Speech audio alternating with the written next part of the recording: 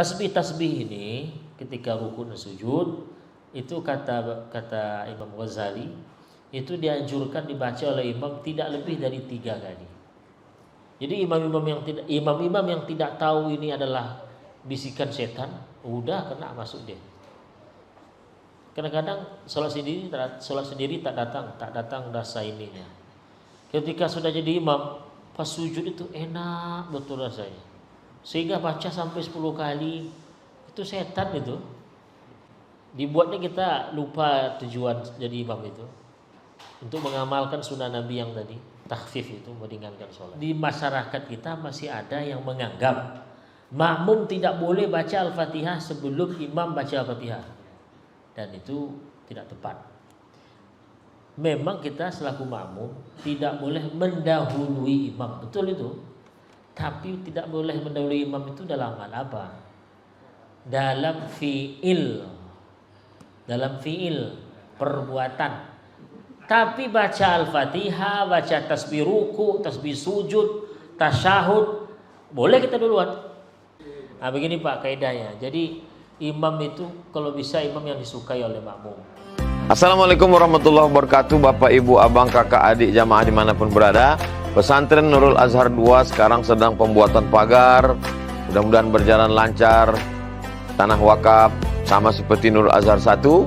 Mari kita selesaikan supaya anak-anak penghafal Quran bisa mulai belajar di 2024 dan mengalirlah hendaknya pahalanya untuk almarhumah ibu, almarhum ayah kita doakan, kita hadiahkan. Ini 2-3 sak semen, batu bata, kerikil dibangunkan ke pagar, dibangunkan ke kelas, ke asrama, mengalir pahalanya. Hadiahkan untuk mereka. Anaknya dapat, orang tua pun dapat. Melalui BSI Bank Syariah Indonesia, nomornya 147 6666 666. Mudah ingatnya. 147 666666 atau Bank Riau Kepri Syariah 820 11 66666.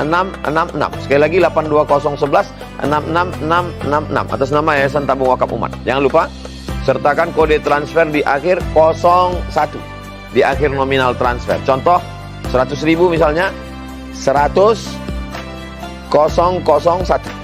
Barakallahu fikum. Wassalamualaikum warahmatullahi wabarakatuh. Bismillahirrahmanirrahim. Assalamualaikum warahmatullahi wabarakatuh. Alhamdulillahirabbil alamin wassalatu wassalamu ala asyrafil anbiya'i wal mursalin Muhammad ibn Abdullah wa ala alihi wa sahbihi wa mawalah amma ba'd. As-sadah ad-du'a waffaqakumullah. Para hadirin, para dai yang insyaallah diberkahi oleh Allah waktu dan ilmunya. Alhamdulillah kita dipertemukan oleh Allah dalam kesempatan ini. Mudah-mudahan ini termasuk bagian dari majelis ilmu, majelis zikir, sehingga nanti di dunia dan di akhirat kita bisa dapat keberkahan. Sepertinya langsung ya, tanpa ada perkenalan, tanpa ada apa, kita langsung saja ke materi. Jadi saya diamanahkan untuk menyampaikan tentang fikih sholat ya, fikih imam lah gitu. Ada ininya, yang rundown agenda yang saya. Baik, jadi tentang fikih imam begitu. Nah saya coba untuk langsung ke kitabnya saja lah. Jadi saya sempat berpikir mau dibikin PowerPoint-nya atau apa. Jadi biar terasa ilmiahnya gitulah. Terasa memang ada dasarnya, maka saya berpikir sudah kita pakai kitab langsung. Jadi kita baca, saya terangkan. Nah nanti kalau ada tanya jawab, ya kita buka sesi tanya jawab. Baik, ini tadi sudah nampak ya kitabnya apa. Mungkin yang dari jebolan pesantren sudah tahu. Ada kitab namanya apa tadi? Ini sampulnya. Ya, kalau yang sudah punya basic kitab bisa mungkin dibeli itu. Maraqil Ubudiyah karangan Syekh Nawawi Al-Jawi Banten. Ya kan? Maraqil Ubudiyah ini kitab syarahan dari kitab Imam Abu Hamid Al-Ghazali yang judulnya Bidayatul Hidayah. Jadi Imam Ghazali bikin buku namanya Bidayatul Hidayah. Nah, buku ini yang kemudian disyarah, diuraikan, dijelaskan lagi oleh Syekh Nawawi Banten itu. Dia kasih nama Maratil Ubudiyah, jenjang-jenjang ubudiyah. Di sini kumpulan adab-adab ya, adab berwudu bagaimana, adab sholat bagaimana, adab mandi bagaimana. Nah, yang kita bahas, yang kita ambil dari buku ini ya sesuai dengan imam, tema yang diminta, yaitu tentang imam sholat. Nah, di sini kita lihat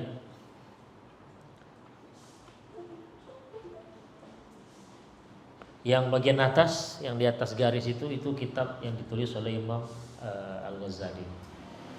Yang di bawah garis itu yang kitab Maratil Ubudiyah karangan Imam Nawawi asal Banten itu. Oke, saya baca acak saja, dalam artian langsung poinnya saja. Jadi tidak baca dari A sampai Z, itu nanti takut menghabiskan waktu. Baik, judulnya Adabul Imamati wal Qudwah, etika jadi imam ya, dan makmum, itulah sederhananya. Etika jadi imam dan etika bermakmum. Baik, di sini disebutkan oleh beliau, yang bagi lil imam, kalau dalam syarahnya, seorang imam itu dituntut memiliki atau melakukan 8 adab. Ini tentang fikih dan adab. Nah, ini adab sekarang. Adab seorang imam itu gimana? Kalau kita jadi imam, apa saja adabnya? Nah, ini dia. Di sini beliau sebutkan ada 8. Imam Ghazali menyebutkan 8 di sini. Al-awwalu, ini pointernya nggak ada, jadi agak susah untuk ngasih tunjuk ya. Ini kelihatan ya tangan saya ini. Gitu aja lah biar mulai. Jadi yang saya baca itu ini. Siapa besar lagi? Yang ini nih. Yang pertama, al-awwalu an yukhaffifas shalah. Meringankan sholat. Jadi adab seorang imam adalah sholatnya jangan ringan. Di sini artinya bukan lawan berat ya. Ringan di sini artinya diperpendek, tidak diperlama begitu. Jadi adab seorang imam pertama adalah tidak memperlama atau memperpanjang sholat, diperpendek. Sholat itu diperpendek. Jadi ringan itu maksudnya adalah diperpendek. Jadi karena pendek jadi ringan rasanya. Jadi kalau panjang lama berat rasanya gitu. Nah, diperpendeknya dalam hal apa? Fi qiraatis surah, dalam membaca surat. Jadi yang diminta seorang imam itu, walaupun dia hafal Quran, kalau bisa ya dimeteng-meteng lah yang dibaca. Ini sholat zuhur kan umpamanya, yang dibaca surat Yasin dari awal sampai akhir. Itu donggol orang, walaupun tahsinnya luar biasa, juara tahsin Seriau. Ya, tapi kalau yang dibaca Yasin di rakaat pertama atau dibaca Yasin tuntas di rakaat pertama kedua, mikir orang jadinya. Kecuali memang di komunitas yang siap dengan itu, ya sudah bagus lah, malah itu yang dituntut. Baik. Kemudian kita lanjut. Dalilnya hadis Nabi, idza shalla ahadukum bin nasi falyukhaffif. Apabila salah seorang kalian mengimami orang, arti mengimami jemaah salat, kata Nabi falyukhaffif, maka ringankanlah, perpendek salatnya. Fa inna fihim ad-dha'if wal kabir wa dzal hajah. Karena di makmum itu, di kalangan makmum itu ada orang yang lemah, yang tua dan punya hajat. Ya bisa hajat mau ke toilet, hajat entah dia ditunggu oleh keluarganya di luar, apa dan seterusnya. Wa idza shalla li nafsihi falyutawwil ma syaa. Kalau dia sholat sendiri tidak jadi imam, monggo silahkan diperlama, diperpanjang sholatnya semaunya dia. Mau 2 jam, 3 jam 1 rakaat, monggo, silahkan. Baik. Ada hadis lagi kata Anas bin Malik, ma sallaitu khalfa ahadin salatan. Saya tidak pernah sholat di belakang siapapun, kata Anas bin Malik, yang sholatnya itu lebih ringan, lebih pendek dan lebih sempurna dari sholat Nabi. Jadi beliau coba untuk membuat perbandingan, Pak. Sholat di belakang si anu dibandingkan dengan Nabi. Akhirnya dia simpulkan tidak ada sholat, tidak pernah dia menemukan sholat imam yang lebih sempurna dan lebih pendek dari sholat Nabi. Pendek tapi sempurna, kan luar biasa.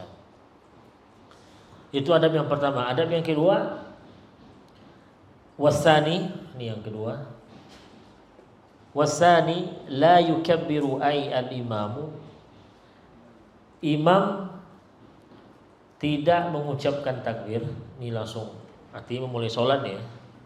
Tidak mengucapkan takbir selama yang tukang azan belum selesai dari membacakan atau mengumandangkan iqamat. Wa ma lam tastawi sufuf, dan selama saf belum lurus. Ya, artinya imam, kalau kita jadi imam, jangan langsung maju ke depan, Allahu Akbar. Nah, maju ke depan. Kalau yang mengumandangkan iqamat belum selesai, tunggu selesai dulu dia. Rata-rata kita gitulah ya. Kalau untuk iqamat itu kita biasanya kita tunggu lah. Pernah jumpa imam langsung gas Allahu Akbar sementara iqamat belum selesai? Tidak ada kan? Jarang lah. Tapi yang ini wa ma lam tastawi sufuf, selama saf belum lurus. Nah itu dia. Itu yang mungkin kurang diperhatikan. Jadi tunggu iqamat selesai iqamah baru dia ke depan. Kemudian jangan langsung takbir, tapi luruskan saf dulu. Akhirnya gimana caranya? Fayal tafid yaminan wa shimalan. Fa in ra'a khalalan amara bit taswiyah. Jadi caranya gimana? Ke depan, tampil ke depan. Setelah iqamah selesai, tampil ke depan. Atau iqamah sedang berlangsung, dia tampil ke depan, kemudian tunggu iqamah selesai. Nah, caranya kita tengok kanan, perhatikan saf orang kanan, kemudian kiri. Kalau ada yang lowong itu apa? Ada yang kosong, suruh merapat, suruh dia merapatkan. Kalau ada yang bengkok-bengkok, suruh dia meluruskan. Nah, ini catatan nih. Wal muadzinu yuakhirul iqamah 'anil adzan biqadri isti'dadin nasi lis-shalah. Yang tukang azan, kalau dia nanti yang iqamah, itu dianjurkan untuk menunda iqamat. Artinya dikasih jarak. Dikasih jarak antara azan dengan iqamah itu seukuran orang-orang bisa bersiap. Nah, ditunggu kira-kira orang berapa menit ini. Orang bisa wudu, ganti pakaian, atau mungkin dia pipis dulu. Nah, dikasih ukuran segitu. 15 menit wudu bisa tuh ya. Mau pipis mungkin bisa itu. Kalau rumah-rumah sekitar sekian meter mungkin tidak bisa nyampe. Artinya dikasih jarak antara azan dan iqamah. Beri kesempatan orang untuk bisa melaksanakan hal yang dibutuhkan sebelum dia sholat. Baik, kemudian yang ketiga, wasalis, adab imam yang ketiga. Yarfa'ul imam, atau kata yarfa'ul imam sautahu bitakbirat. Atau boleh juga kita baca wasalisu yarfa'a, kalau kita atofkan ke'an sebelumnya. Adab yang ketiga, seorang imam itu mengangkat suaranya bitakbirat. Setiap ucapan takbirnya itu dia baca jahar gitu. Jadi takbir-takbir dalam sholat itu imam itu bacanya dengan jahar, tidak dengan sir. Wala yarfa'ul ma'mumu sautahu illa biqadri ma yusmi' nafsahu. Beda kalau makmum. Makmum cukup membaca takbirnya itu seukuran dia dengar takbirnya. Itu perbedaan. Jadi ada kadang-kadang imam itu, terutama di sholat sir ya, sholat zuhur umpamanya, mentang-mentang sholat sir pula kadang-kadang takbir imam itu. Allahu Akbar. Kita akhirnya menggunakan gerak imam itu aja lagi jadinya. Nah, jadi usahakan kalau kita jadi imam, mau sholat jahar, mau sholat sir, ya terdengarlah oleh berapa orang jemaah kita di belakang. Kemudian wayan wiyal imamu al imamah liyanala al fadl ay fadl jamaah.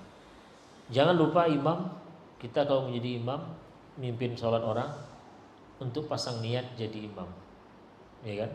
Usolli fardhu al-zuhri, seterusnya ujungnya imaman. Nah, gitu. Untuk apa? Untuk mendapatkan pahala jadi imam.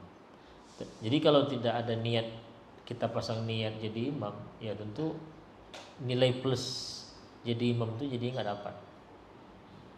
Fa idza lam yanwi al imamata, jadi kalau seorang imam itu tidak pasang niat jadi imam, sahhat salatuhu munfaridan, sah salatnya. Salat imam itu sah, yang tidak pasang niat jadi imam itu sah salatnya, tapi terhitung salat sendiri. Wa sahhat salatul qaumi al ma'mumin idza nawau al iqtida'a bih. Jadi saya jadi imam, pas jadi imam, pas takbir niat saya tidak pasang niat jadi imam, maka sholat saya terhitung sah, tapi terhitung sholat munfarid, sholat sendiri. Nah kalau makmum gimana? Makmum ya wajib pakai niat bermakmum iqtida, supaya sholatnya itu sah, terhitung sholat berjamaah. فإذا ترك المأموم هذه النية أو شك فيها وتابعه في فعل أو سلام بعد انتظار كثير المتابعة بطلت صلاته. Baik. Jadi supaya sholat makmum itu sah mengikut kepada imam, maka tolong niatnya niat makmuman, niat makmuman. Kalau dia tak pasang niat makmum, tapi ikut terus. Jadi saya ngikut orang nih, orang jadi imam, saya di makmumnya. Saya tidak ada pasang niat bermakmum ke orang ini, tapi saya ikut terus gerakan dia. Takbir dia, saya takbir juga. Dia ruku, saya ruku juga. Saya ikuti terus. Dan saya tak pasang niat juga jadi imam, menjadi makmum. Ayat kata Syekh ini batalat sholatuhu. Batal sholatnya. Karena ikut orang tapi tak pasang niat. Tak pasang niat iktidak dengan orang itu. Ya kayak main-main jadinya. Kita ngikut sholat orang lain, tapi kita tidak ada niat untuk ikut dia.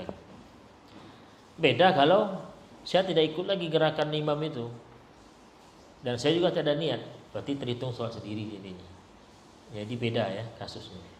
Yang keempat, yusir bidu'a al-istiftah wa ta'awud kal munfarid. Seorang imam itu dianjurkan, adabnya ya, membaca doa istiftah dan doa dan ta'awudz. Ya kan, Allahu akbar kabira dan seterusnya. Itu dianjurkan membacanya sir. Jangan dibaca kuat pula. Terutama kita yang pakai mic. Sekarang kan imam pakai mic ya. Nah, kalau bisa dikecilkan sedikit. Kalau artinya kayak sekarang nih. Nah tadi saya baca auzubillah, nggak dengar kan? Tapi kalau saya di imam sekarang, a'udzubillahiminasyaitonirrajim. Jadi kuat dia jadinya. Berarti volumenya saya kurangi sedikit. Baik, kemudian wa yajhar bil Fatihah was surah ba'daha fi jami'i raq'atay subhi. Sekarang doa iftitah kemudian ta'awuz itu imam dia baca sir, ya, tidak jahar, pertama. Yang kedua untuk bacaan Al-Fatihah dan surat setelah Fatihah itu imam dibacanya kuat jahar di 2 rakaat sholat subuh dan 2 rakaat awal sholat maghrib dan isya. Itu dibaca kuat. ya kan? Karena itu sholat jahar kan. Subuh kita baca Fatihah jahar, kemudian suratnya jahar. Isya juga demikian, tapi di 2 rakaat pertama. Maghrib di 2 rakaat pertama juga. Kemudian wa yajhar biqauli amin fi shalah al-jahriyah. Kemudian imam juga membaca amin, ya, membaca amin juga dijaharkan. Karena kadang-kadang imam dia diam waladhdallin. Makmumnya membaca amin, dia tidak. Nah, itu berarti kurang bagus, kurang maksimal gitu. Imam dianjurkan juga ikut baca amin dengan cara dikuatkan. Kemudian wal khamis, etika atau adab imam berikutnya adalah yaskut al-imamu saktatan latifatan fi sirriyah aqib al-fatihati liyathub ay yarji' ilaihi nafsuhu. Jadi kalau kita jadi imam dan sholat yang kita lakukan itu sholat sirriyah, sholat yang tidak dijaharkan bacaannya seperti zuhur, asar, itu setelah baca al-fatihah, setelah kita baca fatihah, imam nih ya baca fatihah, itu antara baca al-fatihah, selesai baca al-fatihah dengan membaca surat berikutnya, itu kita diam sejenak, saktah latifah. Jadi saya baca waladhdallin, amin. Nah, saya dianjurkan untuk diam sejenak. Imam ya, ini kita cari imam sekarang nih. Nah. Kita lihat nih. Untuk apa diam itu? Untuk nafas itu kembali lagi. Ya, liyathuba ay yarji' ilaihi nafasuhu. Supaya kan baca Fatihah itu kan kadang-kadang tak sempat bernafas itu. Nah, ketika waladhdallin amin,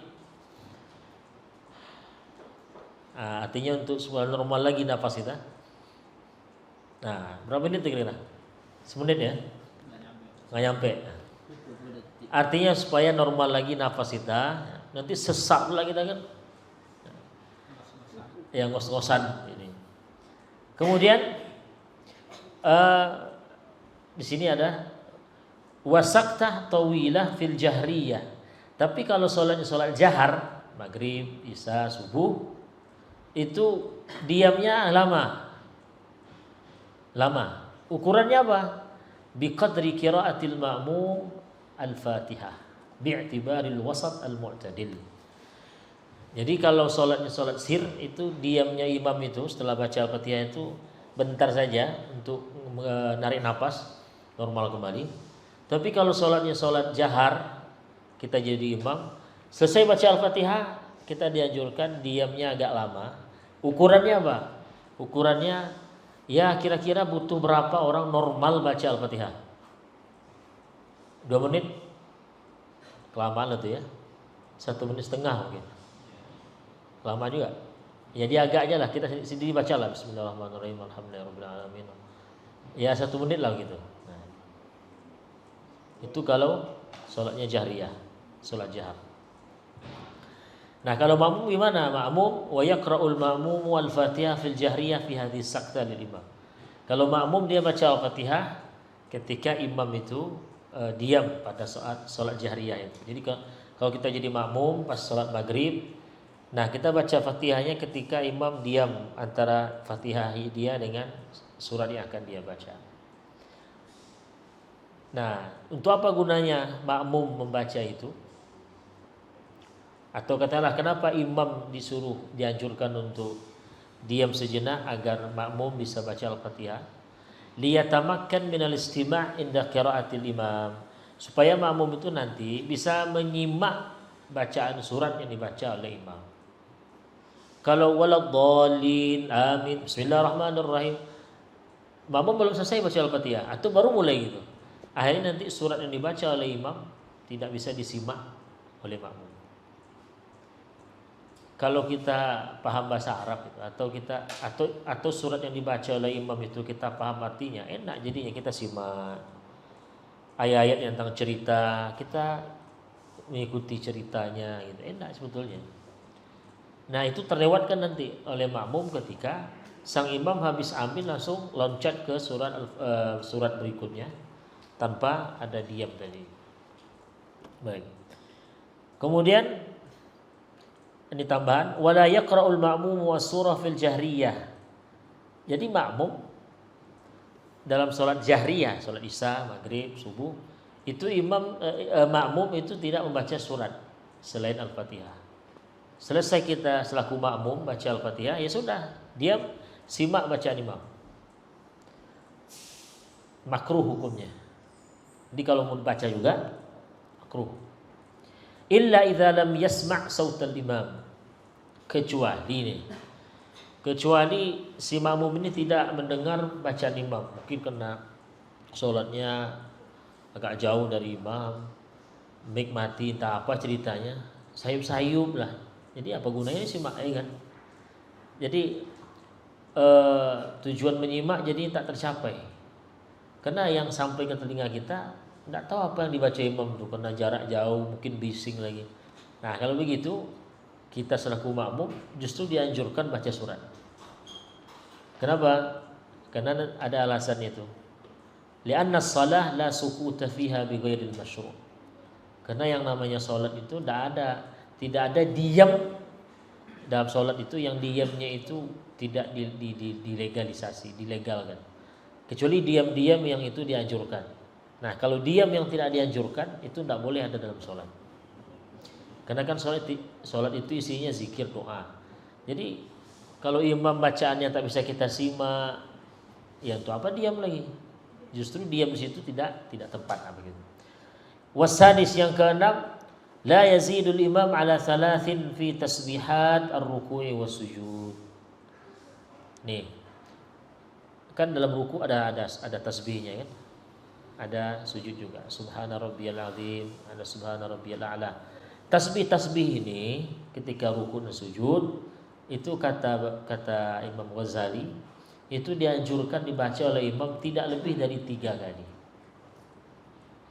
Tidak lebih dari 3 kali. Ini kadang-kadang imam ini datang pula khusyuknya ketika jadi imam. Datang khusyuknya, itu bahaya tuh. Datang nangis-nangis pula di ketika sujud kan. Itu setan tuh, itu permainan setan itu. Jadi imam-imam yang tidak tahu ini adalah bisikan setan, udah kena masuk dia. Kadang-kadang sholat sendiri tak datang rasa ininya. Ketika sudah jadi imam, pas sujud itu enak betul rasanya. Sehingga baca sampai 10 kali, itu setan itu. Dibuatnya kita lupa tujuan jadi imam itu, untuk mengamalkan sunnah Nabi yang tadi, takhfif itu, meringankan sholat. Jadi jebakan Batman, jebakan setan itu banyak ya ketika jadi imam. Iya. Baik. Tapi kalau kita jadi imam di komunitas yang mereka sukanya sujud lama-lama, ampailah. Justru kalau kita tak lama nanti saya tak dipakai gitu. Dan kondisi. Wasabi' yang ketujuh, la yazid fi tasyahhudil awal ba'da qawlihi Allahumma salli ala Muhammad. Jadi di tasyahud awal, salat yang 2 kali tasyahud itu di tasyahud awalnya seperti salat zuhur, di tasyahud awal di rakaat kedua itu cukup baca Allahumma salli ala Muhammad. Kenapa? Fa inna salata 'ala al-an fihi la tusannu 'ala sahih. Karena membaca selawat untuk keluarga Nabi di tasyahud awal itu menurut pendapat yang sahih kata Syekh Nawawi ini itu tidak disunatkan. Karena sholat kita, jadi gini rekan-rekan sekalian, sholat berjamaah itu ketika kita jadi imam itu semangatnya adalah, ruhnya adalah takhfif, meringankan, tidak panjang-panjang, tidak lama-lama. Itu ruhnya. Kalau sholat sendiri, itu ruhnya lama gitu. Itu aja. Maka hal-hal yang nanti menghalangi kita untuk tidak mempercepat sholat, meringankan sholat, itu kok bisa disingkirkan. Kemudian ammal ma'mumu fayusannu lahu an yashtagila bid-du'a idza faragha min at-tasyahhud. Jadi gini, ketika kita tasyahud kita sudah lebih dulu dari imam baca tasyahudnya. Mungkin imam itu agak lama, lambat bacaannya. Kita ngebut, selesai. Belum lagi bangkit ini si imam. Nah, di sini dianjurkan kita berdoa di situ. Ya. Baik, kemudian yang ke-8. Wasaminu, dan yang ke-8, yaktasirul imam ay al-imam fi rak'ataini al-akhiratain 'ala al-Fatihah. Salat yang 4 rakaat atau lebih dari 2 rakaat, maghrib, isya, zuhur, asar, kan lebih itu. Itu imam itu cukup baca Al-Fatihah saja. Amal ma'mum fayusannu lahu an yaqra as-surah fi tsalitsa war rabi'ah. Tapi kalau makmum itu dianjurkan juga baca surat pada rakaat ketiga dan keempat apabila sudah baca Al-Fatihah tapi imam belum juga rukuk lagi. Nah itu pula imam, kita ada baca di rakaat ketiga, contohnya rakaat ketiga zuhur nanti kita ada selesai baca Al-Fatihah. Ini makmum nih belum selesai juga dia. Nah, apa statusnya? Diam kita atau gimana? Nah, di sini kata beliau baca aja surat lain. La ma'na li sukutihi. Karena diam waktu itu kata Syekh Nawawi tidak ada gunanya, tidak ada faedahnya. Sementara tadi sholat itu isinya zikir doa. Diam ada, tapi diam yang dianjurkan. Sekarang nggak ada anjuran untuk diam situ. Berarti ya udah baca surat. Mengingat makmum belum rukuk juga. Sementara kita sudah duluan baca Al-Fatihah. Kemudian wala yutawwilu al-imam 'ala al-qaum. Ini secara umum ya. Imam tidak dianjurkan untuk memperlama salatnya. Kemudian wala yazidu du'ahu fi at-tashahhud al-akhir 'ala qadri tashahhudi wa salatihi 'ala Rasulillah. Kita dianjurkan baca doa setelah tasyahud akhir itu sebelum salam, kita kan dianjurkan baca doa. Anjuran baca doanya itu untuk imam juga, untuk makmum juga. Nah, bagi imam itu dianjurkan baca doanya itu durasinya itu tidak lebih dari durasi dia baca tasyahud dan salatnya dan selawatnya pas tasyahud itu. Berapa waktu kita baca tasyahud akhir itu? At-tahiyyat itu sampai baca selawat semenit. Nah, jangan sampai kita jadi imam baca doa sebelum salam lebih dari semenit. Nah, begitu. Jadi anjuran baca doa sebelum salam itu juga berlaku untuk imam. Tapi ingat, durasi yang kita pakai untuk baca doa sebelum tasyahud, sebelum salam selaku imam jangan melebihi durasi yang kita habiskan, yang kita pakai baca tasyahud dan selawat sebelum itu. Kemudian wayanwil imam inda taslim ma'aniyati tahallul as-salam 'alal qaum. Jadi kalau kita imam ketika baca salam nih, assalamualaikum warahmatullahi wabarakatuh, itu kita niatkan juga niat tahallul tentunya, niat keluar dari sholat gitu. Berikut juga untuk niatkan mengucapkan salam kepada orang-orang yang ada di sebelah kanan. Jadi niatnya 2. Niat tahallul dari sholat, keluar dari sholat begitu, plus juga niatnya untuk mengucapkan salam kepada. Cuma di sini sebutkan wa yustaratu an la yaqsid ghairas salam faqat. Kalau niatnya hanya untuk mengucapkan salam tok gitu, selain kalau niatnya untuk mengucapkan salam untuk jamaah saja, itu efeknya nanti ke keabsahan sholat jadinya. Jadi harus ada niatnya untuk niat tahallul tadi. Kemudian kalau kaum gimana makmumnya? Wa yanwil qaum bitaslimihim jawabah. Kalau makmum niatnya menjawab salam, gitu pula. Baik. Berikutnya, wa yalbas al-imam makanahu sa'atan ba'da ma yafru minas salam. Jadi kalau sudah selesai setelah selesai sholat, sudah salam, itu adabnya seorang imam itu berdiam di tempatnya, diam sesaat. Nah, itu. Bukan saat itu artinya bukan sejam ya. Ini. Mentang-mentang saat itu 1 jam, bukan sesaat. Jadi setelah kita ucapkan salam, kita selaku imam dianjurkan untuk diam sejenak. Wa yuqbil 'alan nasi biwajhi, dan menghadap muka ini kita hadapkan ke jemaah atau ke makmum. Nah, cuman caranya yang afdal fal afdal ja'lu yaminihi ilaihim wa yasarah ilal mihrab. Cara menghadapkan wajah itu ada 2 sebetulnya. Ada yang langsung kayak sekarang nih. Saya imam tadi ngadap ke sana. Selesai salam saya langsung ngadap seperti ini. Jadi saya langsung nampak muka penuh. Yang kedua dengan cara menyamping ke sana. Saya ngadap ke sana sehingga jamaah itu ngelihat samping saya saja. Nah, di sini kata Syekh Nawawi fal afdal, cara yang terbaik adalah dengan nyamping tadi. Seperti yang kita amalkan. 90 derajat ya. Artinya sebelah kanan ini ngadap ke sana ke makmum, yang ke kiri ngadap ke mihrab. Itu intinya. Itu yang afdal. Kalau yang gaya yang tadi, gaya sekarang itu boleh juga, tidak ada masalah. Jangan tengkar pula gara-gara itu. Enggak Ustaz, kalau ngadap langsung tuh Wahabi Ustaz. Jangan. Itu bukan ranah yang perlu kita pertentangkan. Kemudian ini penting nih. Ini yang ngaku-ngaku sunnah nih. Ngaku sunnah. Wala yaqumu ahadun minal qaumi hatta yaqumal imam. Jadi gimana ya? Kadang-kadang yang mengaku sunnah itu pun tidak sadar ya.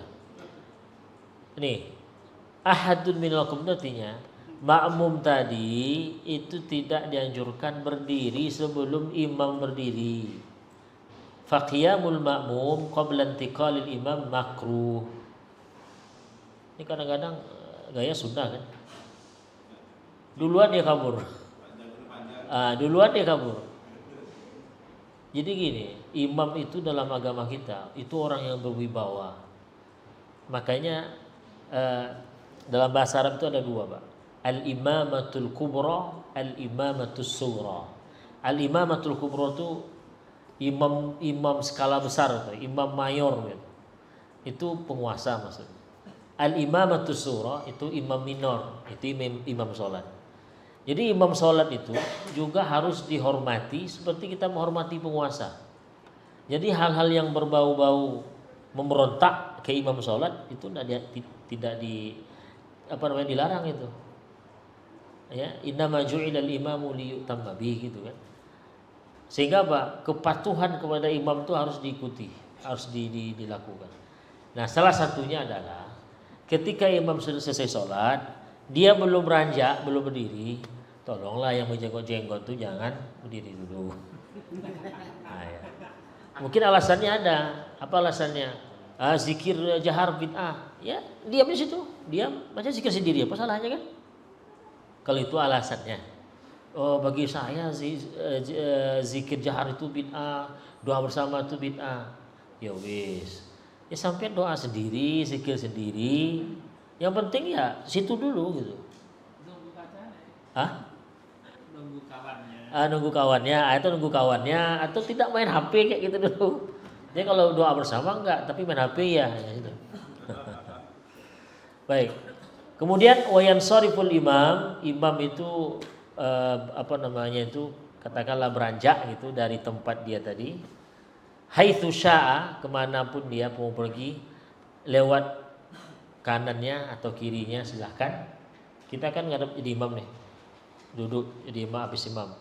Nah kita kalau beranjak dari situ, apakah ngadap ke kanan, bubar ke kanan atau ke kiri, terserah. Cuma kata beliau wal yaminu ahabbu ilayya, tapi yang sebelah kanan itu baik.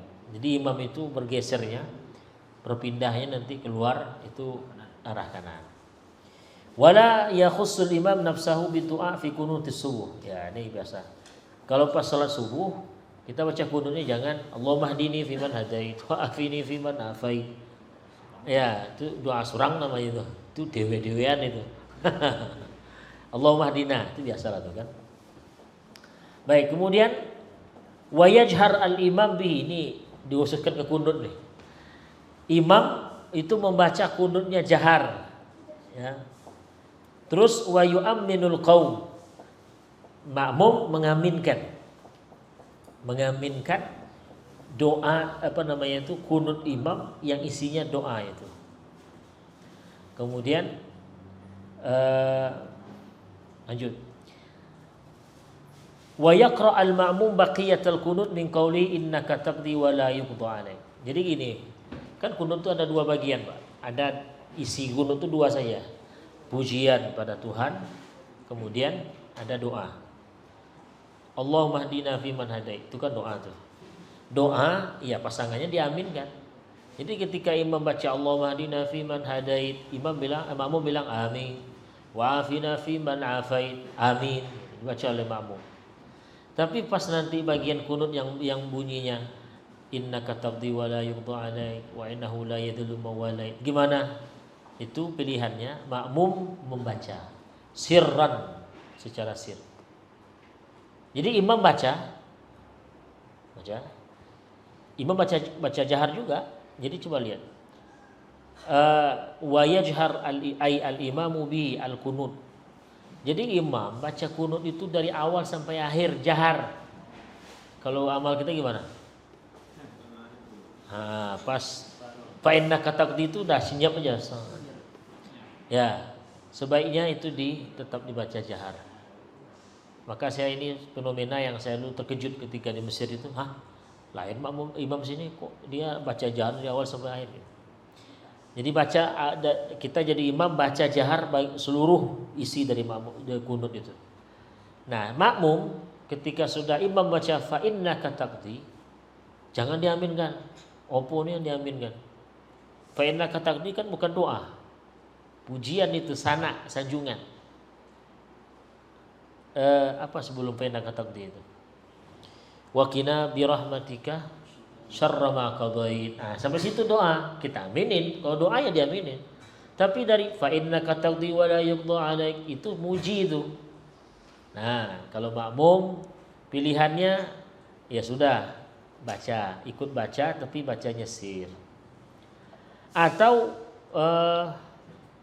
mana tadi? Atau juga pilihannya boleh bilang begini. Bala wa ana 'ala dzalika minasyahidin. Atau kalau yang pendek ashhad, gitu. Oke. Atau diam saja. Itu pilihannya. Jadi pilihan selaku makmum pertama ikut membaca fa innaka taqdi sampai akhir. Yang kedua kita mengatakan bala wa ana 'ala dzalika minasyahidin. Artinya kata imam fa innaka taqdi wa la yuqda 'alaik, kata kita bala wa ana 'ala dzalika minasyahidin. Atau kita bilang asyhad. Fa innaka taqdi wa la yuqda 'alaik, kata imam, kita bilang asyhad. Oke.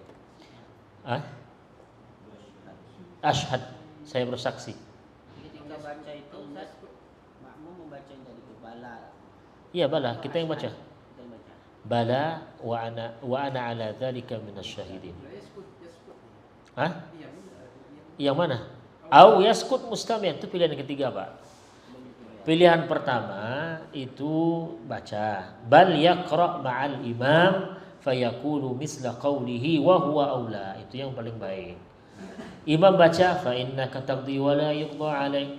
Kita juga ikut baca, tapi sir fa innaka taqdi wa la yuqda 'alaik. Itu pilihan pertama. Pilihan kedua, kita baca tapi yang kita baca tak seperti dibaca imam.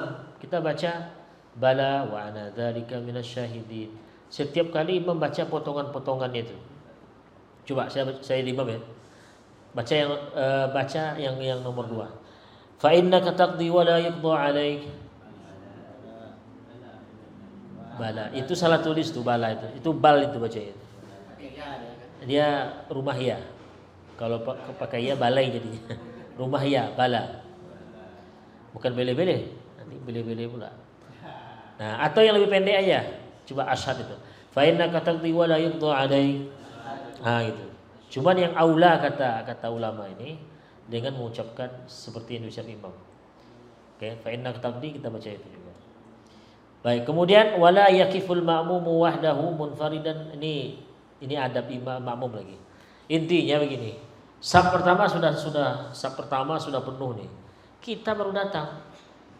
Nggak ada yang lowong lagi, nggak ada yang kosong lagi nih. Nah, kita selaku makmum yang itu dianjurkan untuk tidak berdiri sendirian di belakang. Caranya gimana? Kalau masih bisa, apa bahasa kita itu? Nyempil, nyelip, nyempil. Saya ngupil aja dah. Kalau masih bisa nyelip, ya kan? Kalau tidak bisa, udah padat betul nampaknya. Nah, caranya apa? Ditarik satu orang. Itu pun nariknya baik-baik. Gini dulu, kasih kode. Kalau dia paham, dia akan mundur. Tapi kalau kita gini kan, dia gini ya, berarti tidak paham gitu. Kalau bisa tengah lah. Ya, tengah atau sebelah kanan. Nanti setelah ada kawan, nanti maju dia. Jadi kita sudah berdua. Itu sunat. Dalam artian itu anjuran untuk bagi orang yang menemukan. Ya.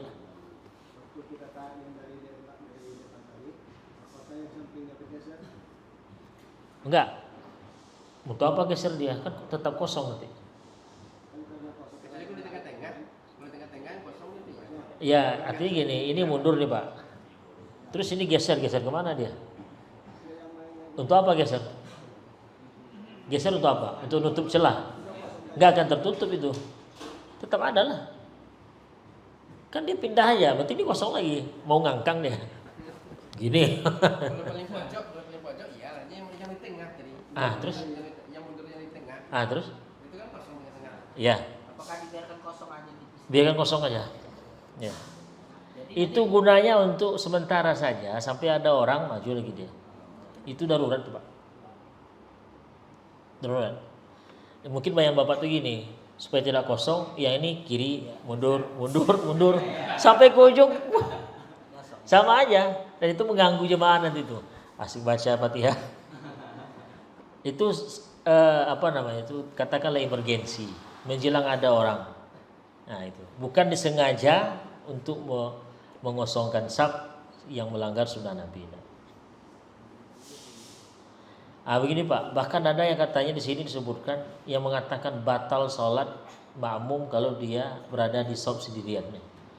Khurujan minal khilaf fi butlanis salah bil infirad anis shaf. Pendapat siapa ini? Pendapat Imam Ahmad, Ibnul Munzir, Ibnu Khuzaimah dan Humaidi. Mau bayangkan? Sampai ada ulama yang mengatakan begitu, batal sholatnya kalau dia sendiri. Tapi ini memang perlu kita pendekatan ke jemaah. Saya pernah Pak, setarik kan, ngelawan dia, apa kata dia? Berarti dia nggak paham nih, ya sudahlah. Pindah ke sampingnya. Baik, itu adab. Jadi ada 8 adab. Sekarang syarat imam. Di sini apa? Fikih. Kita masih ada 30 menit lagi. Wa'lam anna syurutal imam 16. Ketahuilah wahai para dai, syarat imam itu ada 16. Ini syarat imam nih. Syarat itu kan artinya perkara yang harus dimiliki, dipenuhi. Kalau tidak, nggak boleh jadi imam. Pertama, at-tamyiz. Tamyiz itu kondisi di mana seorang itu dia sudah istinja sendiri tidak bisa, tangan kanan tidak tahu, kiri tidak tahu. Pokoknya hal-hal yang sifatnya hal-hal yang baik pun dah tahu dia gitu. Yang jorok dah tahu, mana yang tak jorok mana tahu, istinja sendiri dah bisa, makan sendiri dah bisa gitu. Tamyiz tuh. Artinya anak-anak boleh jadi imam, tapi syaratnya anak-anak itu harus mumayyiz. Jadi syarat imam tuh nggak mesti balik. Balik itu kan yang sudah sampai ke batas balik kan. Rata-rata sekarang balik umur berapa? 15. Sepertinya sebelum 15 anak-anak sekarang udah balik. Lebih. 9 tahun udah. Itu. Sekarang beginilah, anak-anak yang usianya 7 tahun. Belum mimpi basah. Tapi dia sudah mumayyiz. Ya sudah, boleh jadi imam. Jadi syarat imam itu tidak harus balik. Nah itu. Sini tamyiz. Tamyiz itu beda dengan balik. Yang kedua, al-aql, berakal sehat. Dia orang gila enggak bisa. Kecuali gilanya itu gila-gila kambuh-kambuhan. Gila-gilaan. Artinya gini, dia tuh punya sifat, punya penyakit gila yang dia kadang kumat kadang tidak. Ketika tidak kumat boleh jadi imam. Ya iyalah, masa iya.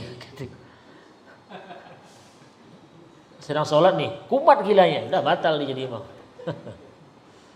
Yang ketiga Islam, harus orang Islam. Nah, bagaimana kalau orang ini kita kira selama ini dia Islam, udah kita sholat dia jadi imamnya. Setelah 2 bulan setelah itu baru tahu kalau dia ternyata sudah pindah agama 2 bulan kemarin. Berarti ada sholat kita yang selama ini ikut dia jadi imam. Nanti ada kalau sempat waktunya saya buka kitabnya itu tidak sholat kita yang sudah ikut ke dia selama ini tidak wajib diqadha lagi. Yang keempat az-zukurah fi man ammar rajul awil khunsa. Harus imamnya laki-laki kalau dia mengimami umum dia. Jadi laki-laki harus mengimami laki-laki atau perempuan. Artinya kalau apa namanya itu? Kalau makmumnya perempuan, ya boleh imamnya laki-laki. Boleh juga perempuan. Ya kan? Nah, makmumnya perempuan. Makmumnya perempuan. Nah, siapa imamnya? Boleh perempuan, boleh laki-laki. Iya kan? Sekarang makmumnya laki-laki. Siapa imamnya? Harus laki-laki. Itu maksudnya. Laki-laki, imam itu harus laki-laki jika makmumnya laki-laki. Berarti kalau makmumnya perempuan, ya nggak mesti laki-laki imamnya. Paham Ustaz? Ribut ya? Syarat imam itu harus laki-laki jika makmumnya laki-laki. Sekarang kalau makmumnya perempuan, apakah mesti imamnya laki-laki? Ya udah, boleh perempuan. Atau khunsa makmumnya. Khunsa itu kan yang berkelamin ganda, ya itu. Nah itu juga imamnya harus laki-laki, nggak boleh perempuan. Banci gimana? Atau bencong? Itu bukan khunsa ya. Khunsa itu yang kelaminnya 2 ganda. Ada kelamin perempuan, ada kelamin laki-laki. Kalau banci mana ada? Banci itu wataknya aja, sifatnya aja yang kewanitaan gitu. Itu nggak masuk patokan itu. Ya. Jadi nggak boleh banci masuk ke sab perempuan. Bahaya. Wal khamis yang kelima syaratnya an yakuna mukallafan idza kana imam al-jumu'ah wa kana min al-arba'in. Nah, ini syaratnya nih. Kalau imam sholat Jumat, dia harus mukallaf imamnya. Mukallaf itu balik berakal tuh. Nah di sini untuk imam sholat Jumat itu imamnya harus balik. Tak cukup dengan mubayyiz tadi. Kan disebutkan wa an yakuna mukallafan. Ini. Mukallaf itu kan balik berakal. Berarti di sini di dalam kondisi ini imamnya harus balik dan juga berakal. Wa kana minal arba'in dan harus dia masuk pada yang hitungan 40 itu. Baik, asadis yang keenam, adam luzumil i'adah fi haqi. Nah, jadi gini. Yang jadi imam itu syaratnya harus orang yang dia tidak wajib mengulangi sholatnya lagi. Berarti ada orang yang dia harus mengulangi sholatnya lagi, harus i'adah. Contohnya, ka mutayammimin linahwi bardin wa mutayammimin li'adamil ma' fi mahallin yaghlub fihi wujudul ma'.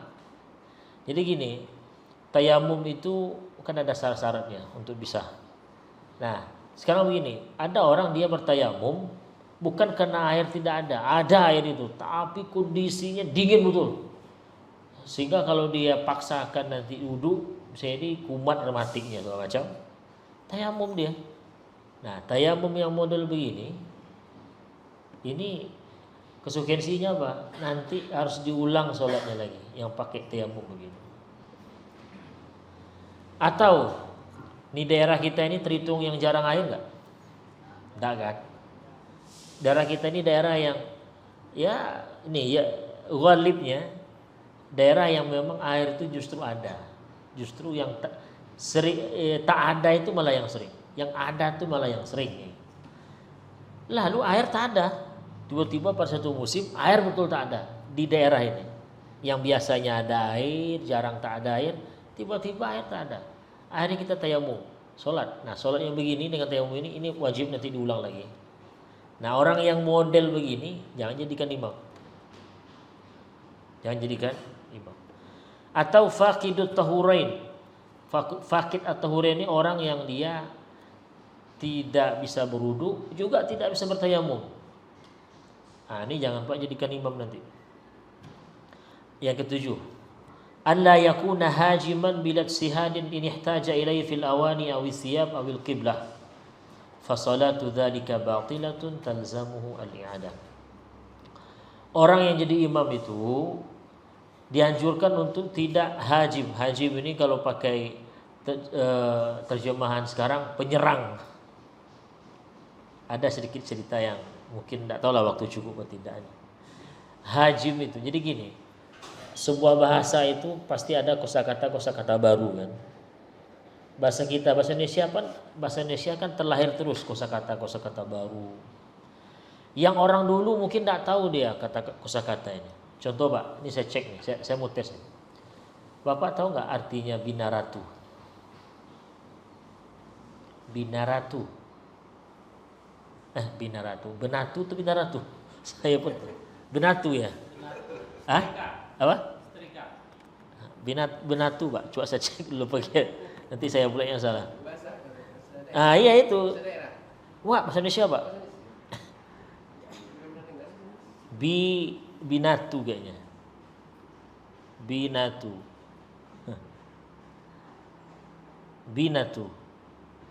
Oh, penatu pula. Bahasa yang tepatnya penatu. Penatu salah tadi. Penatu itu sekarang nggak dipakai lagi Pak. Sekarang tuh laundry. Ya itu kan cucian. Profesi kerja nyuci baju. Laundry. Kita nyebut laundry sekarang. Dulu waktu saya kecil tabloid anak-anak itu saya baca penatu. Zaman itu penatu itu yang dipakai. Sekarang penatu itu sudah hilang. Saya pun salah nyebut tadi. Binaratu pula. Penatu. Sekarang yang terkenal adalah kata-kata yang tadi, laundry. Begitu juga. Jadi dalam sebuah bahasa ada kata-kata yang nanti dia tersingkir oleh masa. Ini pula yang muncul gitu. Nah, bahasa Arab itu begitu juga, Pak. Kata hajim itu sekarang kalau kita sebutkan ke orang Arab, dia langsung memahami hajim itu penyerang. Kalau di main bola bahasa Arabnya muhajim itu penyerang. Tapi di sini bukan penyerang artinya. Kenapa? Ini beda zaman. Kata hajim di sini itu dipahami dalam artian di zaman itu hajim itu artinya bukan penyerang tapi bukan ini hajim. Hajim itu ibaratnya tidak mikir-mikir dulu, langsung ujuk-ujuk kejain gitu. Apa tuh bahasa kitanya? Nggak pakai mikir Pak, pokoknya langsung aja. Nah jadi gini, Sembrono. Jadi gini Pak, sembrono. Jadi imam, orang yang kita minta orang yang jadi imam itu kalau bisa orang yang dia tidak sembrono, tak mikir-mikir dulu dalam hal al-awani atau as-siyab atau kiblah. Jadi gini Pak, ada nanti kondisi di mana kita dihadapkan pada pilihan ini.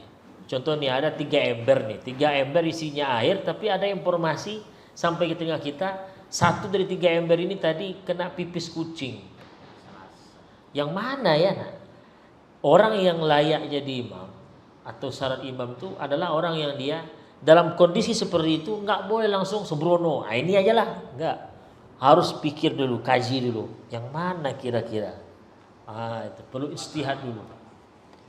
Begitu juga pakaian, sarung umpamanya. 3 sarung ini kita dapat informasi atau kita ingat kemarin ada yang kena pipis kita. Kita mau jadi imam nih, imam sholat.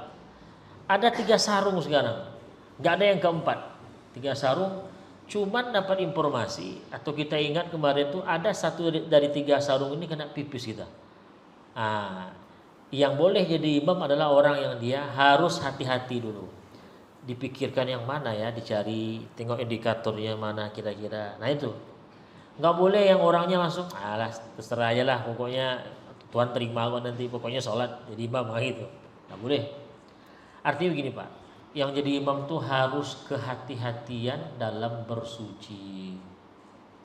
Orang yang betul-betul dia teliti, tak sembrono dalam hal masalah bersuci. Karena kita mimpin salah orang loh. Maka orang yang jadi imam itu orang yang harus bersucinya itu kualitasnya bagus. Ibadah wudhunya bagus. Nah, itu intinya. Dalam perihal suci najis ini dia harus orang yang hati-hati. Nah, jangan orang yang tak peduli dan apalagi dalam soal najis ini dia sepele gitu. Jangan. Masalahnya nasib. Artinya dia mimpin sholat kan. Kalau bisa orang hati-hati ya kan. Paham kan? Paham ya? Seorang imam disyaratkan orang yang berhati-hati dalam perihal najis, suci, nah gitu.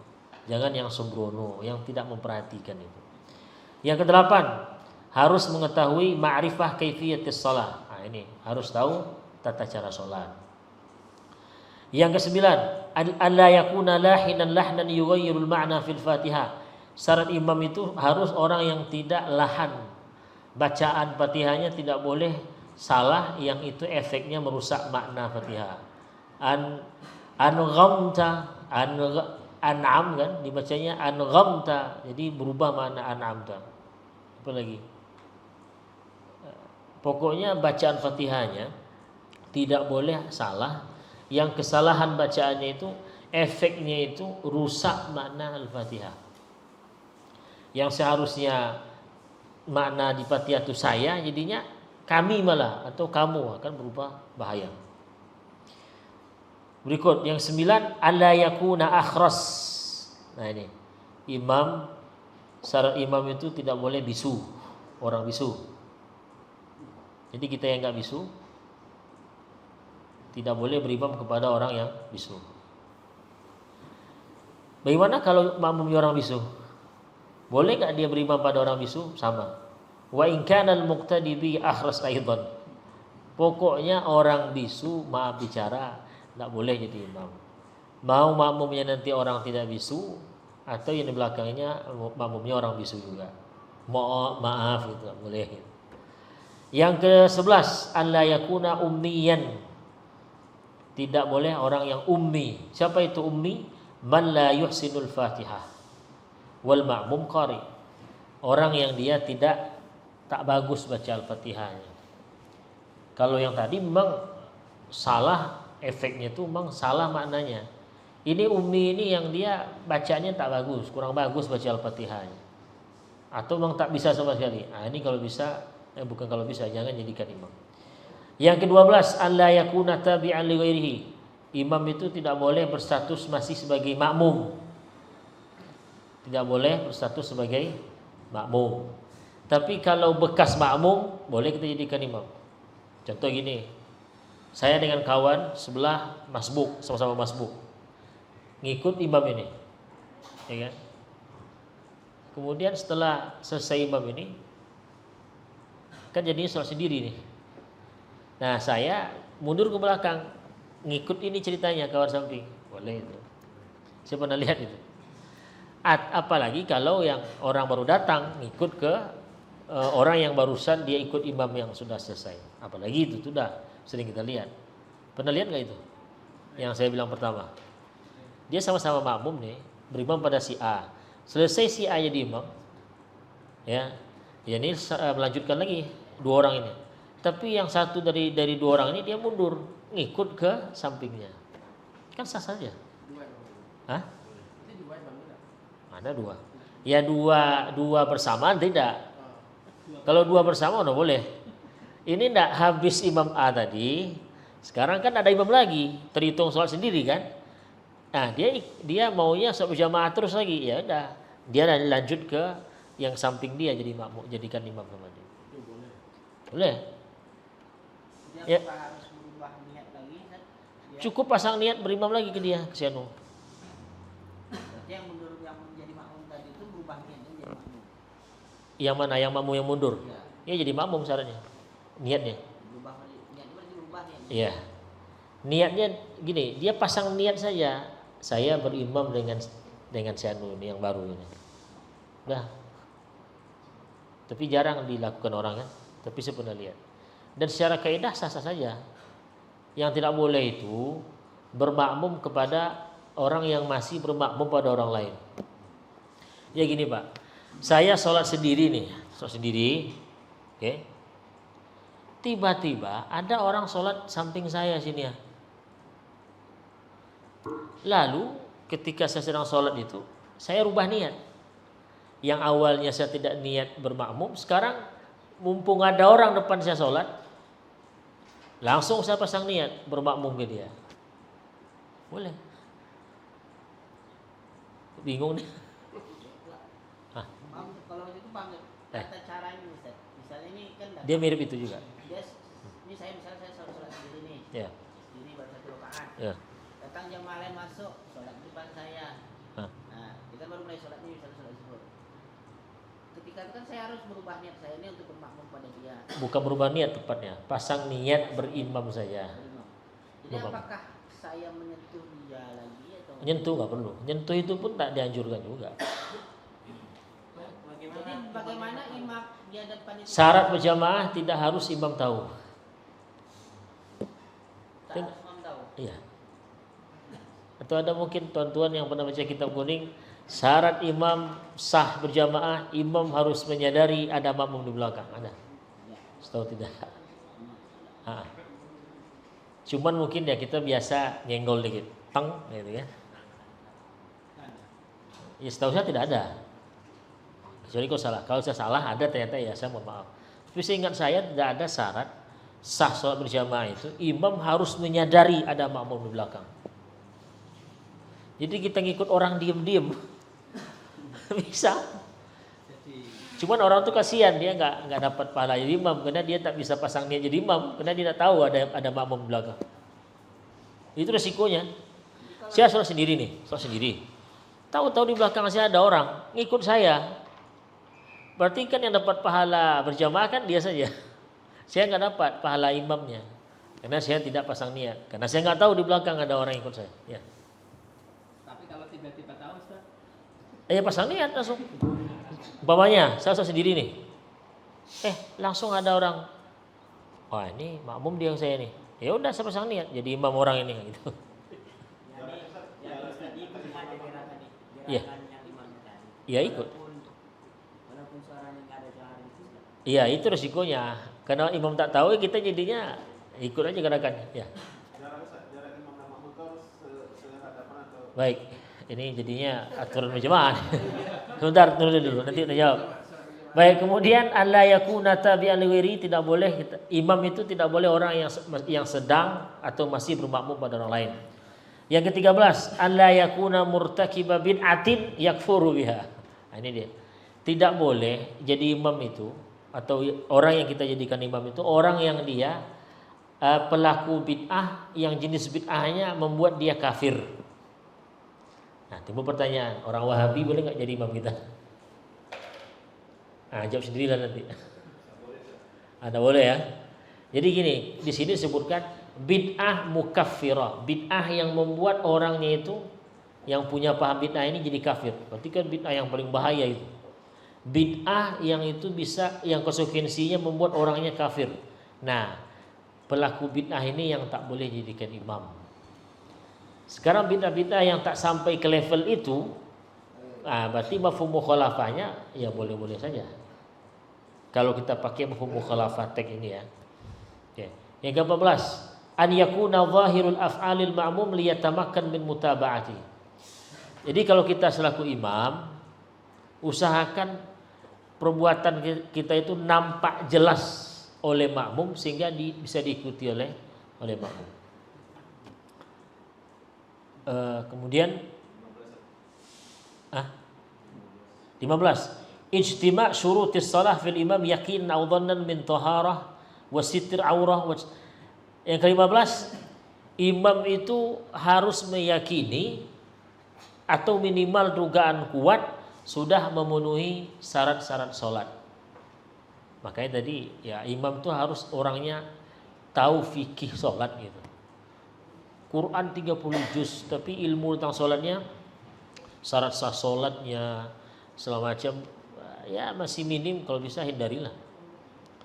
Orang yang syarat jadi imam itu yang ke-15-nya adalah terkumpulnya syarat-syarat sholat dalam seorang imam secara yakin atau dugaan kuat.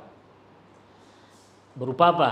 Bersuci, menutup aurat, menjauhi maksiat, tidak bernajis, yang najisnya tidak mafu anhu gitu. Harus dia. Jadi imam itu harus seperti itu. Dia punya pengetahuan tentang itu ya, dan kita pun selaku makmum nengok juga. Jadi contoh gini, saya sedang bermakmum pas di belakang imam. Pas sedang sujud, kan biasanya imam yang sujud duluan. Kelihatan di telapak kakinya itu tai ayam. Waduh, itu berarti imam ini dalam pandangan saya imam ini sudah bernajis nih. Ya sudah, saya nggak boleh ikut dia lagi. Saya harinya mufarokoh lagi gitu. Atau kelihatan pas ruku bolong sarungnya, tak pakai celana dalam pula. Kelihatan betul kulit pahanya. Wah ini kulit paha, ini putih pula orangnya kan. Ya udah, saya yang tahu. Ya udah nggak boleh saya ikuti. Oh jemaah yang pojok sana, ya aman dia nggak tahu. Ikut aja. Baik, yang ke-16. Niyatul imamati fima tajibu fiha niyatuha. Ya, harus pasang niat jadi imam pada kondisi yang dimana di situ diwajibkan pasang niat, yaitu sholat Jumat. Kemudian sholat yang diulangi, ya, sholat yang dijamak karena hujan, sholat yang dinazarkan secara berjamaah. Jadi sholat berjamaah yang dinazarkan. Idul Fitri kan sholat sunat, tapi ketika dinazarkan itu sholat wajib jadinya, sehingga harus pasang niat jadi imam situ. Nah, niyatul imamah fima tajibu fiha niyatuha. Niat memasang niat imam berimam pada sholat yang dia wajib di situ berniat imam, seperti sholat Jumat. Maka hati-hati nanti siapapun di antara kita yang jadi sholat Jumat, jadi imam sholat Jumat, jangan lupa jadi berniat pasang imam. Usolli fardal jumu'ati rakaataini wa mustaqbil qiblah imaman. Nah, jangan lupa itu. Kalau enggak pasang imaman, batal sholat. Batal sholat, enggak terhitung sholat Jumat. Nah, berdosa kita. Oke, saya rasa itu. Ini sisanya syarat ini lagi, syarat makmum lagi. Syarat makmum ada 9. Nah, itu yang kita tidak. Baik, tinggal 2 menit lagi. Silakan. Baik. Bismillahirrahmanirrahim. Assalamualaikum warahmatullahi wabarakatuh. Waalaikumsalam. Alhamdulillah Ustaz. Yang pertama ada beberapa catatan saya Ustaz. Ya. Tadi yang awal tadi kan Ustaz berbicara mengenai adab. Ada 8 adab Ustaz. Ya. 8 adab. Pertanyaan saya terkait tentang membaca Al-Fatihah Ustaz. Ya. Al-Fatihah. Al-Fatihah yang pertama, makmum hanya membaca Al-Fatihah saja, itu diam sejenak kata Ustaz tadi kan. Nah, banyak saya lihat kadang imam waladhdallin amin, dia langsung ya. Pertanyaannya adalah ketika kita jumpa atau berimam sama yang seperti itu dan tidak ada diam, Ya. apakah sholat kita batal atau tidak? Satu. Yang kedua, terkait membaca niat. Niat ini termasuk yang adab, termasuk yang 16 yang tadi juga yang terakhir. Ya. Saya pernah juga kata orang tuh, tak usah pakai usolli lagi yang lepas. Jadi kalau kita ke masjid, kita udah niat mau sholat. Itu nih ada kawan kadang bilang seperti itu kadang kan. Jadi tak usah pakai usolli fardhu lagi tanya. Jadi ketika kita mau ke masjid itu, kalau kita maghrib, ya udah niat sudah sholat maghribnya. Jadi tak mesti kita baca usolli pun sah sholat. Nah, ini perlu penjelasan dari Ustaz itu. Baik. Nah, yang terakhir Ustaz terkait mengenai tasyahud Ustaz. Ya. At-tahiyatul tadi kan cukup baca salawat atau tadi kan pas tasawuf awal tadi. Hah. Nah, jadi ada yang saya tanyakan adalah dari beberapa penjelasan Ustaz tadi memang banyak kita temu di lapangan, tapi di sini ada adab imam. Berarti kalau seandainya imam itu tidak berhenti dia, berarti kan tidak batal sholat kita. Itu pandangan saya. Kalau ini masalah adab, silakan saja Ustaz. Baik. Yang pertama coba diulangi lagi, saya catat pula tadi. Yang pertama Ustaz terkait mengenai kita ngikut imam waladhdallin amin. Langsung baca. Bismillahirrahmanirrahim langsung. Baik. Jadi tadi itu perkara yang dianjurkan. Seorang imam ketika dia selesai baca Al-Fatihah dianjurkan untuk diam sejenak untuk memberikan peluang bagi makmum baca Al-Fatihah. Nah sekarang ada imam yang main gas saja dia, gas gitu kan. Apakah sholat jadi batal? Tentu tidak. Dia hanya anjuran saja. Saya tambahkan pertanyaannya terkait itu, terutama sholat tarawih. Sholat tarawih itu muncul pertanyaan nanti itu. Surat yang dibaca pendek-pendek kan? Mana coba kalau diadu lomba nih, lomba baca. Imam baca surat Qul huwallahu ahad, makmum baca Al-Fatihah, mana yang lebih dulu sampai? Ya, Al-Ikhlas dulu lah. Akhirnya apa? Ruku kita jadinya. Jadi gimana? Solusinya adalah kita selaku makmum baca Al-Fatihah beriringan dengan imam. Jadi imam baca Al-Fatihah, kita baca Al-Fatihah juga. Kalau bisa duluan kita baca. Nah, persoalannya gini Pak, di masyarakat kita masih ada yang menganggap makmum tidak boleh baca Al-Fatihah sebelum imam baca Al-Fatihah. Dan itu tidak tepat. Memang kita selaku makmum tidak boleh mendahului imam, betul itu.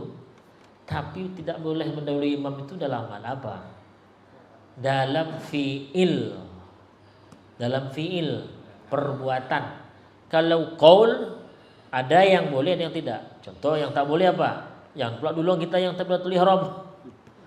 Takbiratul ihram mau tidak mau harus imam dulu. Tapi baca Al-Fatihah, baca tasbih ruku, tasbih sujud, tasyahud, boleh kita duluan. Tadi ke contohnya, kita duluan baca tasyahud, imam belum selesai lagi. Berarti kita duluan bacanya itu. Lambat baca imamnya. Nah, kita ngapain? Ini dianjurkan baca doa atau zikir gitu. Nah, jadi itu tambahan. Jadi nanti kalau ada yang bertanya gitu, karena memang super cepat, karena yang dikejar kan berapa rakaat tuh. Anjurkan sampaikan saja ke makmum, baca Al-Fatihah, setelah takbir gas langsung baca Al-Fatihah. Jadi nanti mau imamnya itu super kilat baca Qul huwallahu ahad, kita nyantai aja. Baik. Yang kedua apa tadi? Niat Ustaz, mengenai niat. Jadi dia tak pakai usolli tapi langsung saja. Oke. Jadi kita harus bedakan rekan-rekan sekalian antara niat dengan melafalkan niat. Niat itu dalam hati. Ya. Cuman kan kalau dalam hati kan kalau tak disebut gimana mau jelaskannya? Maka dibunyikanlah niat itu. Itu dia usolli.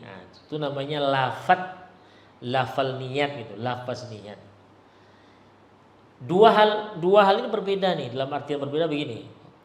Yang jadi patokan itu yang di hati. Itu kaidahnya di hati. Lafal niat nih diucapkan itu yang sunnah. Itu istilahnya at-talaffuz bin niyah. Melafatkan apa yang di hati itu. Itu hukumnya sunnah. Jadi ketika ada orang kita jadi imam nih, kita bilang saf lurus rapat, udah oke. Allahu Akbar, tak terdengar imam itu bilang usolli. Itu tidak masalah, tak ada masalah. Tidak ada masalah. Karena yang dia tak buat itu hanya melafalkan niat. Kalau dia tak berniat alias di hatinya itu tidak ada yang rukun itu qasad fi'il, qasad ta'arud. Kalau itu baru itu enggak sah tuh. Itu yang maksud innamal a'malu binniyat itu. Jadi hadis itu kan mengatakan innamal a'malu binniyat, bukan innamal a'malu bitalaffuz binniyat. Nah, jadi niat itu di hati, tapi dalam mazhab kita untuk lancar mudah melewatkan di hati dibantu dengan melafalkan niat itu. Sunat hukumnya itu. Itu ditanya. Iya, Ustaz. Atau ini mungkin maksudnya ada orang berpandangan begini. Ngapain pakai usolli? Dari rumah kita sholat datang ke masjid kan ada niat itu. Itu perlu rincian itu. Kita tanya, Pak, maksud Bapak itu apakah tak perlu baca usolli sebelum Allahu Akbar? Atau tidak perlu nanti pas mau sholat itu di hati itu kita bilang di hati nih usolli. Tinggal pilih, kasih dua tuh dia. Yang saya masuk ya dua-duanya. Itu yang perlu yang perlu diluruskan. Kita kalau mau sholat harus ada lintasan di hati itu, yang rukun-rukun niat itu. Itu yang dimaksud oleh niat oleh hadis itu, innamal a'malu binniyat. Cuman begini, saya pernah baca dalam mazhab kita juga, melintaskan niat itu tidak selamanya beriringan dengan takbir. Kata lidah, hati pun bilang gitu enggak. Boleh juga sebelum itu mulainya, tapi jangan sampai berjarak gitu. Artinya gini, duluan usolli di hati 1 detik 2 detik gitu, baru mulut bilang Allah. Itu dimaafkan lah, karena muqaranah hakikiyah itu susah, menyandingkan lapas takbir dengan niat di hati yang pas betul itu. Start pas, finish pas, itu susah. Sehingga dimaafkan kalau awal keduluan dikit, ujung terakhir dikit, itu dimaafkan. Jadinya muqaranah urfiyah jadinya. Baik. Oke Ustaz, terakhir Ustaz terkait dengan Al-Fatihah tadi Ustaz. Tadi Ustaz sampaikan makmum kan harus baca Al-Fatihah Ustaz. Nah, jadi ketika kita terlambat Ustaz, pas imam tuh sudah ruku, kita tak sempat baca Al-Fatihah. Apakah kita wajib baca Al-Fatihah atau kita ngikut imam Ustaz? Baik. Terima kasih. Assalamualaikum warahmatullahi wabarakatuh. Kalau kita tidak terhitung masbuk itu artinya orang yang dia tidak punya cukup waktu membaca Al-Fatihah. Masbuk namanya. Dia tidak punya waktu cukup lagi untuk baca Al-Fatihah secara lengkap. Itu masbuk. Nah, kalau orang yang model begini ya sudah, ikuti gerakan imam. Ya. Tapi orang yang dia cukup waktunya untuk baca Al-Fatihah, tapi mungkin dia baca iftitahnya lambat-lambat, akhirnya apa? Baca Al-Fatihah tak cukup jadinya. Ini lagi persoalannya nanti. Ini orang yang masbuk, yang dia tidak cukup waktunya untuk baca Al-Fatihah, mungkin datang telat, contoh gitu ya. Nah, itu dia mau tidak mau dia ikut gerakan imam. Atau begini, ini detailnya nih. Kita teruskan baca Al-Fatihah bagi masbuk yang tadi. Jangan sampai terlambat beberapa rukun. Kalau saya tidak salah 2 rukun fi'il kalau tidak salah. Kalau salah diingatkan. Artinya gini, kita masih diberikan dispensasi untuk baca Al-Fatihah sampai nanti atau selagi kita belum tertinggal dari imam itu lebih dari 2 rukun fi'li. Contohnya gini ya. Jadi saya tidak punya waktu untuk baca Al-Fatihah, nggak cukup ini. Oke. Sebentar, saya perlu di reset dulu nih. Dia dua kondisi makmum nih. Ada kondisi makmum yang dia bisa berbarengan dengan imam takbiratul ihram. Nih, dipangkal dulu ya, dipangkal. Ada orang dia jadi makmum berbarengan takbirnya dengan imam. Allahu Akbar, dia pun Allahu Akbar. Oke. Tapi mungkin kena lambat dia baca Al-Fatihah, ya kan? Atau imamnya habis baca Fatihah, dia enggak baca surat, langsung aja sujud, langsung ruku gitu. Jadi kita baca Al-Fatihah pun jadinya yang ini diberikan dispensasi untuk baca Al-Fatihah sampai dia tidak tertinggal dari imamnya sekitar 2 rukun fi'li. Ruku, kemudian i'tidal. Jangan sampai dia sujud. Jangan sampai imam sujud, kita harus sudah tuntaskan Al-Fatihah kita. Tuntas Al-Fatihah, langsung ruku, i'tidal, sujud. Sekarang ada orang yang masbuk. Masbuk itu yang tadi, dia tidak cukup waktu baca Al-Fatihah dan dia tidak bisa mengiringi imam takbirnya. Datang telat lah ceritanya. Sehingga waktu baca Al-Fatihah tak sempat lagi.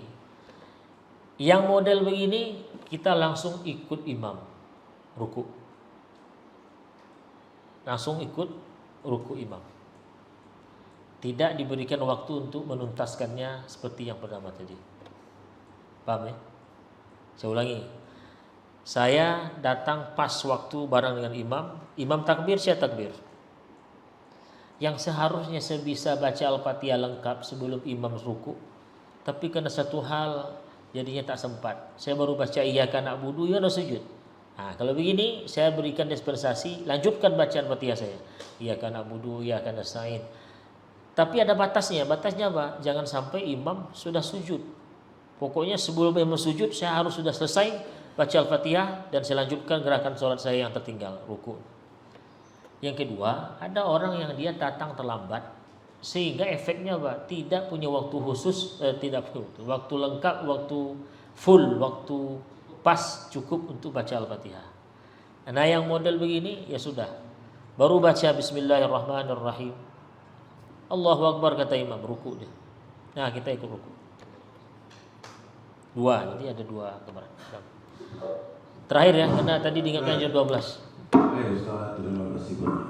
Assalamualaikum warahmatullahi wabarakatuh. Waalaikumsalam warahmatullahi wabarakatuh. Semoga ini pertanyaan terakhir. Ini fenomena yang terjadi, Buya, fenomena. Tatkala saya lihat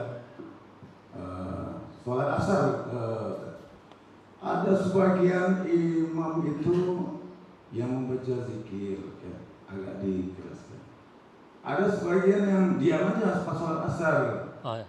Jadi tatkala imam ini pergi ke masjid ini, dia membaca zikir. Warga di situ nggak biasa zikir jelas. Yeah. Jadi mereka agak lain, jelas ini. Jadi mereka potong cepat, mereka berangkat. Kan itu nggak ikut, gitu. Jadi di antara 2 ini mana satu yang benar, yang bagus? Oh, yang bagus. Itu pertanyaan pertama saya. Terus yang kedua, sholat Jumat. Ada orang masbuk ini terlambat ya. Mungkin terlambatnya rakaat kedua, rakaat pertama tidak ikut, jadi rakaat kedua. Tapi terus rakaat terakhir orang udah duduk, gimana statusnya Ustaz? Apa dia melanjutkan ke sholat zuhur? Baik. Soal ini simpel tapi banyak orang nggak tahu Ustaz. Baik. Oke, Ustaz, terima kasih. Saya jawab pertanyaan kedua dulu. Karena kedua. itu yang langsung simple. Untuk sholat Jumat itu disyaratkan kita terhitung sholat Jumat itu 1 rakaat. Ya, terhitung 1 rakaat, Pak. Jadi kalau Bapak masbuknya itu tidak terhitung 1 rakaat, Bapak nanti bangkit tambah jadinya zuhur jadinya. Contoh gini. Saya terlambat datang sholat Jumat.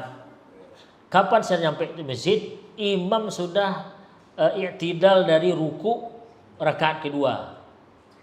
Nah, kalau sudah begitu, berarti saya terhitung tidak mendapatkan 1 rakaat pun dari sholat Jumat itu. Terus gimana? Ya boleh, saya tetap sholat, ikut sholat dengan imam itu. Tapi nanti setelah imam salam, saya bangkit 4 rakaat saya lakukan. Oh iya gitu, Pak. Iya.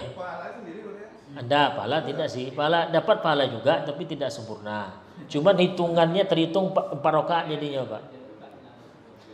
Ya. Dapat juga mungkin sedikit sholat Jumat itu, tapi tidak lengkap. Oke. Oh, niatnya sholat Jumat juga lah. Iya, cuma jadi 4 jadinya. Oke. Iya, itu tadi. Nah, sekarang begini, yang tadi yang pertama. Ada imam yang dia kalau habis sholat zikirnya jahar terus. Yang ini enggak. asar pokoknya ya. Tiba-tiba yang imam ini jadi imam di masjid yang ini yang dia biasanya jemaah tidak baca zikir jahar habis sholat asar. Jadinya jemaah risih gitu. Nah begini Pak kaidahnya. Jadi imam itu kalau bisa imam yang disukai oleh makmum. Saya lupa ada hadis kalau salah. Iya, jadi sebaiknya kalau kita memang agak kebiasaan kita berbeda di masjid ini, kita biasanya kalau zikir itu habis sholat itu jahar, ya kan? Mau sholat ya. Maka jadi gini Pak, jadi kalau kita berimam, kita baru nyampe di situ atau kita mungkin baru warga baru di situ, karena kita berjenggot dikira orang mungkin bisa jadi imam. Ya saran saya mundur dulu lah, kasih orang suruh jadi imam dulu, kita tengok pelajari apa kebiasaan orang itu, supaya kita termasuk orang yang tidak termasuk orang yang disebut sebagai imam yang tak disukai itu. Paling tidak bertanya. Ya minimal bertanya, Bu, ini sini zikirnya bisa jahar nggak nih? Gitu. Memang orang biasa gitu. Ya, mendongkel orang itu jadinya, Ustadz ini apalah gitu. Jadi salah persepsi, Mas. Sebenarnya nggak apa-apa. Iya nggak apa-apa sebetulnya, cuman kan persoalan senang tak senang lagi, suka nyaman tak nyaman. Nah yang didahulukan adalah bagaimana jemaah nyaman. Maka mundur aja lah. Yang paling baik itu Ustaz. Kalau ketika kita kan kadang gini Ustaz. Kadang-kadang ceramah kita kan. Iya. Kita tanpa itu pasti kan kadang suruh jadi imam tuh. Tapi yang paling baik itu kita bertanya dulu amalia mereka. Iya. Walaupun kita sehari-hari mungkin zikirnya secara berjamaah nih. Iya. Ketika kita masuk masjid misalnya tidak zikir berjamaah di masjid, Iya. kita tahu masjid ya udah kita coba. Itu walaupun kita disuruh jadi Betul. imam. Artinya gini Pak, Itu kan adab gitu. kalau kita berada di satu jemaah masjid yang itu memang biasanya mereka zikirnya tak jahar. Pas pula kita jadi dai situ, jadi undang jadi ceramah, ya legowo lah. Jangan pula nggak bisa. Saya imam, saya dai di sini sekarang, saya alus sunnah wal jamaah. Harus zikirnya harus kuat. Jangan pecah nanti jemaah itu. Ya kan? Kan tak hilang kita status Ahlussunnah wal Jamaah kita kalau zikirnya tak kuat. Kalaupun tidak Pak, kalaupun kita memang pro zikir jahar, ya zikirnya dikurangi volume dikit. Astagfirullah. Jauhkan dikit mic-nya, jadi agak sama-sama. Astagfirullah. Karena ada kurang pas juga Pak. Ada yang zikir jaharnya itu terlalu kuat. Saya pribadi juga nggak nyaman. Lambat lagi. Astaghfirullahaladzim. Saya sendiri juga merasa nggak nyaman juga jadi. Bayangkan tuh setiap 5 waktu warga mic-nya keluar lagi. Jahar yang dimaksudkan itu jahar yang tidak mengganggu orang pada umumnya dan volumenya tak terlalu tinggi. Astagfirullah. Itu udah masuk jahar itu. Cuma kan orang menganggap jahar itu harus lantang sampai sekian RW terdengar. Bukan itu maksudnya. Jahar itu di masjid itu terdengar kita berzikir. Astagfirullah. Pakai mic lagi kan cukuplah. Tapi kalau harus lantang kuat dari awal nggak ada nadanya gini-gini gelombang gini semua, itu saya pribadi kurang suka, ya kurang nyaman juga. Nah, jadi intinya pandai-pandai nengok kondisi jemaah. Boleh kita diundang ceramah di masjid subuh, kuliah subuh, ya tanyalah Bu, di sini saya diminta jadi imam nih, pakai kudung dah nih. Udah Ustaz, ya sudah ya, kudung. Tergantung imam, mantap, kudung ya Bu gitu. Baik demikian, ini kalau dibuka lagi nih marah nih Kiai Hanafi. Terima kasih, jazakumullah khairan, mudah-mudahan ini dari saya ya. Nanti kalau ada ketemu yang berbeda dari yang sampaikan, ya maklumi saya manusia biasa atau mungkin bacaan saya masih pendek, belum banyak. Tolong dimaklumi nanti. Kalau mau datangi saya atau WA Ustaz, ini ada data yang tak sama. Nah, itu atau ada yang salah, silahkan nanti. Jadi kita sama-sama belajar. Demikian, assalamualaikum warahmatullahi wabarakatuh.